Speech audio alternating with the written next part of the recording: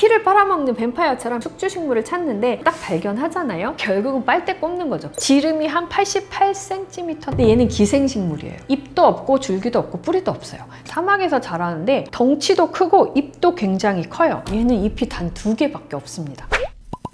안녕하세요. 서울대 생명과학부에서 식물과 관련한 연구를 진행하고 있는 이유리입니다. 전선 위에서 자라나는 식물 저도 본 적 있는데요. 저 식물은 케톱시스 버테로니아나라고 하는 식물입니다. 원래 전선에서 자라는 건 아니고요. 나무 꼭대기에서 붙어서 사는 식물들입니다. 그러니까 어떤 특성이 있는 거냐면 뿌리가 기능이 거의 퇴화가 된 거죠. 그래서 뿌리의 역할이 보통 일반적으로 흙을 파고들어서 거기에서 영양분을 흡수하는 건데 그러한 뿌리의 기본적인 기능이 거의 다 퇴화되었고 매달아서도 키울 수가 있는 형태의 라고 생각하시면 돼요. 그러면 이제 쟤네들은 어떻게 사는 걸까? 얘네들이 잎이 중안부에 이렇게 모여져 있어서 물통 역할을 한다고 알려져 있습니다. 그 안에 물을 이제 가득 담고 있다가 필요한 시기에 잎부분으로부터 물을 흡수해서 살아간다고 하고요. 어떤 특정한 경우에 있어서는 식충 행위도 확인이 되었다고 합니다. 단순히 이제 물주머니, 물구덩이를 만들었는데 그 물구덩이에서 물만 먹는 것이 아니라 빠지게 되는 유충들이나 작은 곤충들까지도 잡아먹고 산다. 잎 주변에 미끈한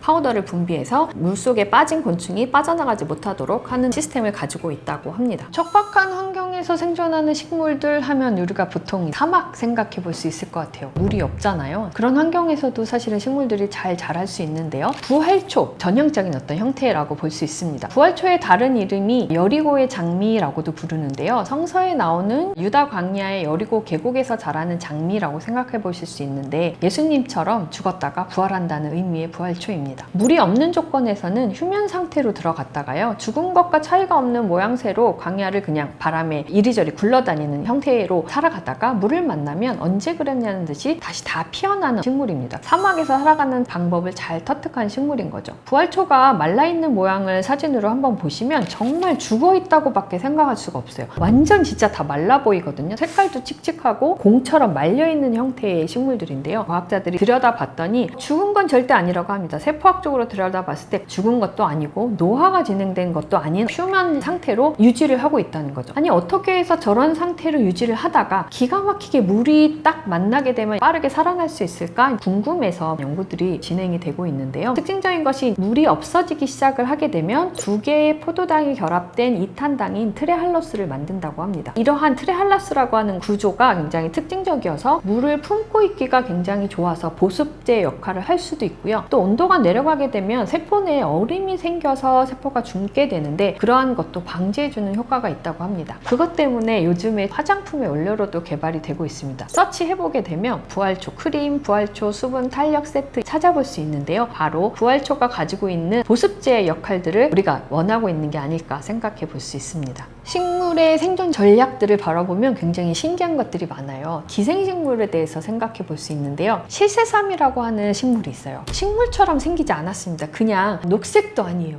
노란색의 실 모양이에요. 실새삼이라고 하는 식물의 또 다른 별명이 뭐냐면 뱀파이어 플랜트입니다. 왜 뱀파이어지 생각해 볼 수 있는데요. 얘가 어떻게 살아가냐면 혼자서는 5일도 못 버틸 만큼 굉장히 볼품없는 식물이에요. 잎조차 없으니까. 그런데 얘가 이러한 실 모양이 피를 빨아먹는 뱀파이어처럼 숙주식물을 찾는데 딱 발견하잖아요. 그러면 얘를 기가 막히게 그 숙주식물의 주변을 이렇게 감쌉니다. 왜 뱀파이어냐? 흡기라고 하는 식물의 표면을 뚫고 들어가는 것들을 만들어요. 뚫고 들어가는 모양을 보면 뱀파이어의 이빨이랑 정말 똑같이 생겼습니다. 식물의 몸통을 이렇게 감싼 다음에 뱀파이어의 이빨로 완전히 파고 들어가서 이 안쪽까지 들어가고요. 관다발 조직에 직접적으로 자기의 관다발을 연결을 시킵니다. 그러니까 이 모양은 뭐냐? 결국은 빨대 꼽는 거죠. 숙주식물의 모든 영양분들을 다 빨아먹으면서 살아가는 기생식물들도 굉장히 특이한 형태라고 할 수 있고요. 그런 거 하면 스트리가라고 하는 또 다른 식물 형태도 있습니다. 실사상 같은 경우에는 발화는 그냥 해요. 5일 만에 숙주식물을 만나면 사는데 숙주식물을 못 만나면 그냥 죽는 거죠. 근데 이것보다 조금 더 똑똑해요. 스트리가는 자기의 호스트 식물이 주변에 있을 때만 발화를 합니다. 자기가 가야 하는 호스트 식물이 주변에 있나 없나를 기가 막히게 알아요. 그래서 이제 연구자들이 연구를 했죠. 아니 어떻게 아는 거지? 했더니 스트리고락톤이라고 하는 식물 호르몬을 기가 막히게 캐치해서 자기의 숙주식물이 있다라는 것을 안다는 거죠. 그럼 이걸 누가 분비를 하냐? 그 식물이 분비를 하는 거예요. 되게 바보 같지 않아요? 자기에게 기생해서 자기의 영양분을 다 빨아먹고 사는 기생식물을 위해서 스트리고락톤을 분비를 하고, 스트리고락톤이 분비가 되면 이 기생식물이 발화를 해가지고 굴로 들어가는데 공격한다는 거잖아요. 나중에 이제 알고 봤더니 스트리고락톤이 식물이 분비하는 건 맞는데요, 스트리가라고 하는 기생식물을 위해서 분비하는 것은 아니고 자기를 위해서 공생하는 공생균을 위해서 신호를 전달하는 물질입니다. 공생균들이 질소나 인간 같은 무기 양분들을, 식물은 그 답례로 당을 제공해주는 방식으로 서로 함께 살아가거든요. 식물이 자기가 공생하는 공생균에게 나에게 와주세요 라고 정보를 주기 위해서 스트리고락톤을 분비를 한다는 거예요. 그런데 이제 그것을 옆에서 듣고 있던 스트리가라고 하는 기생식물이 기가 막히게 그 정보를 훔쳐서 듣는 거죠. 훔쳐서 듣고서 자기의 발화를 유도해서 그 식물로 가서 살아남는다. 또 하나의 특징적인 예라고 볼 수 있을 것 같고요. 또 다른 식물의 다양한 특징적인 변형에 대해서 이야기를 하게 되면 꽃에 대한 변형을 빼놓을 수 없을 것 같습니다. 꽃을 수분의 매개자로 바람을 이용하는 경우도 있어요. 그렇지만 많은 경우에 있어서는 곤충이 활용되는 경우가 굉장히 많습니다. 새나 벌이나 나방, 혹은 이제 특이하면 박쥐, 이런 애들까지 활용을 해서 꽃이 수분의 매개자로 곤충들을 유인을 하고 꽃가루를 전달하는 방식들을 많이 활용을 하고 있는데요. 특이한 경우들 이제 몇 가지들을 좀 소개해 드리려고 하는데요. 그 중에 하나 또 빼놓을 수 없는 것이 라플레시아라고 하는 식물입니다.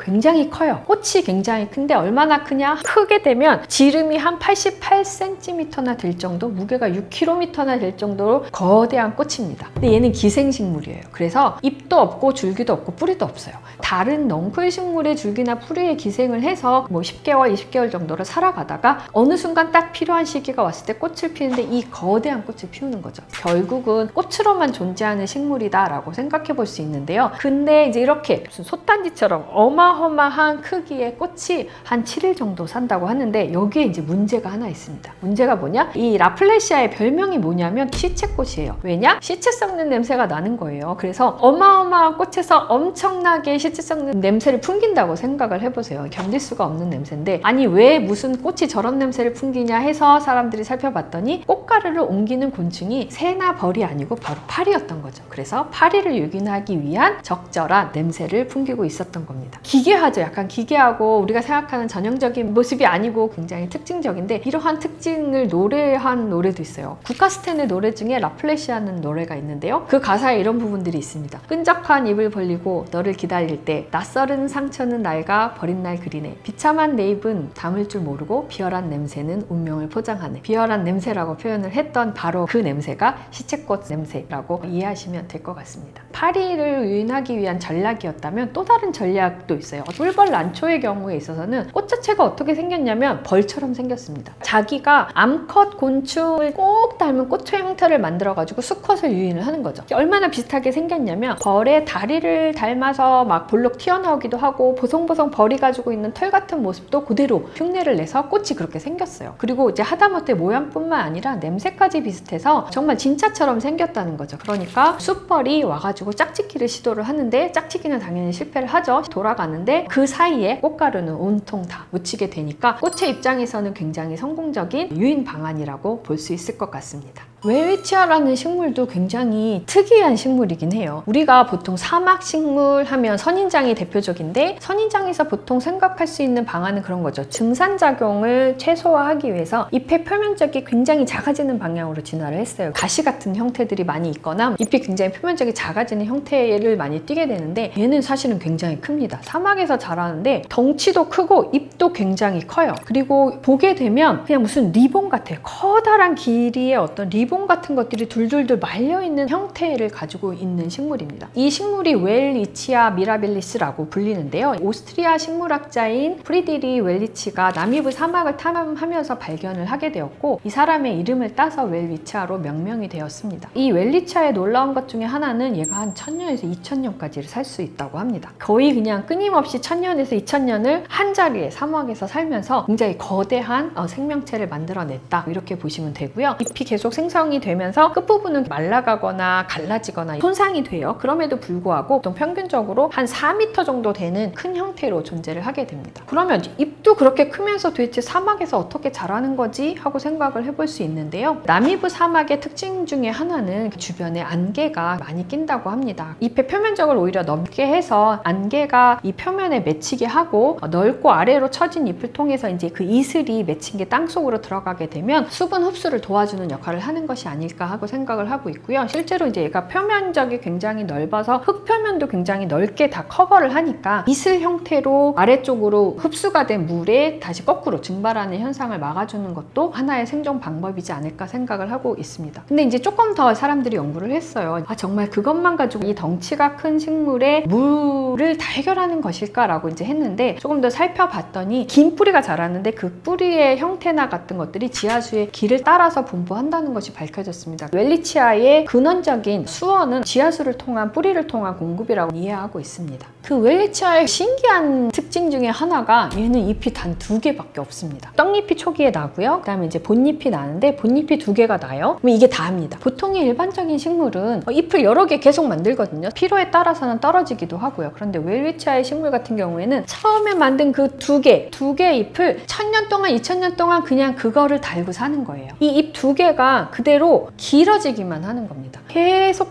성장을 해서 길어지는데 끝부분은 곤충이 갉아먹기도 하고 바람에 찢어지기도 하고 닳아 없어지기도 하고 그래서 끝부분은 계속 갈라지고 닳아지고 하면서 손상이 되는데 얘가 그거를 떼어내고 새로 만드는 게 아니라 그냥 걔를 길게만 계속 만든다고 합니다. 메리스템 쪽에서는 계속 만들기는 하지만 바깥쪽에서는 구불구불거리고 갈라지고 하면서 덩굴처럼 보이게 되는 건데요. 이거를 2000년 동안 1000년 동안 한다고 생각해 보세요. 굉장히 어마어마한 길이의 잎들을 사실은 생산을 하고 있는데 1000년 정도면 한 150m 정도가 되는 잎 조직을 계속 끊임없이 생산을 해내고 있는 형태라고 하니까 보기 드문 형태의 식물이라고 생각할 수 있습니다. 웰리치아는 마학문에 속하는 거시 식물로 소나무와도 가까운 친척이에요. 암수가 서로 구별된 식물 형태로 만들어집니다. 그러니까 결국은 중간에 수정을 매개 할 수 있는 매개체가 필요로 하는데요. 얘도 곤충을 필요로 합니다. 파리나 벌이나 말벌 이런 곤충들을 매개로 해서 수정이 일어난다고 해요. 수정이 일어나게 되면 씨앗을 만들어내는데요. 씨앗은 뭔가 망토가 달려 있습니다. 이렇게 날개 같은 것들이 달려 있어서 바람을 통해서 멀리 퍼지게 되는 형태인 거죠. 바람을 통해서 퍼지게 되는데 한 번 발화를 하게 되면 얘가 그 자리에서 이제 2000년 동안 살아야 되잖아요. 오랜 기간을 살아야 하는 장소를 잘 찾아야 할 텐데요. 발화에는 또 사실은 물이 필요해요. 굉장히 많은 양의 물을 필요로 하는 식물이어서 그러한 물을 만나기 전까지는 발화도 하지 못하면서 그냥 버티고 있는 거죠. 그러니까 사실은 번식이 좀 쉽지 않다고 합니다. 발화에 필요한 폭우가 몇 날 며칠 오는 정도의 그런 강수량을 갖는 시기가 자주 있는 것이 아니기 때문에 보통 이제 근처 가까이에 있는 웰리치아들은 보통은 다 나이가 비슷한 경우가 많다고 해요. 몇 년을 다 기다리다가 비가 왔네 하는 그 순간에 다다닥 하고 모두 다 이제 발화를 하는 형태라고 생각해 볼 수 있을 것 같습니다.